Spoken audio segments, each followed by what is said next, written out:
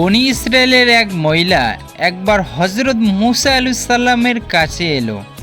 এসে বলল, হে আল্লাহর রসুল, আমি একটি ভীষণ পাপের কাজ করেছি, অতঃপর আমি তওবা করেছি।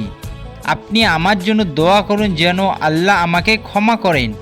মুসা আলাইহিস সালাম বললেন, তুমি কি গুনাহ করেছো? সে বলল, আমি ব্যভিচার করেছি, অতঃপর একটি অবৈধ সন্তান প্রসব করি এবং তাকে হত্যা করে ফেলি। মুসা আলাইহিস সালাম বললেন, হে পাপিষ্ঠ, তুমি এক্ষুনি বেরিয়ে যাও। আমার আশঙ্কা আকাশ থেকে এক্ষুনি আগুন নামবে, তাতে আমরা সবাই ধ্বংস হয়ে যাব। মহিলাটি কষ্ট পেয়ে বেরিয়ে গেল।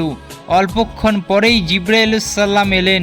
তিনি বললেন, হে মুসা, আল্লাহ আপনাকে জিজ্ঞাসা করেছেন কি কারণে এই তওবাকারীকে তাড়িয়ে দিলেন। তার চেয়ে কি কোনো অধম মানুষকে আপনি দেখেননি? মুসা আলাইহিস সালাম বললেন, হে জিবরাইল, এর চেয়ে পাপিষ্ঠ কে আছে? জিবরাইল আলাইহিস সালাম বললেন, যে ইচ্ছাকৃতভাবে নামাজ তরককারী। অপর একটি ঘটনায় বর্ণিত আছে যে এক ব্যক্তি তার বোনের দাফন কাফন সম্পন্ন করে বাড়ি ফিরে গিয়ে দেখল তার মানিব্যাগটি নেই। পরে তার মনে হলো ওটা কবরের ভেতর পড়ে গেছে। তাই সে ফিরে গিয়ে কবর খুলল, দেখল কবর জুড়ে দাউ দাউ করে আগুন জ্বলছে। সে পুনরায় মাটি চাপা দিয়ে কাঁদতে কাঁদতে বাড়িতে গেল। তার মায়ের কাছে সমস্ত ঘটনা জানালেন।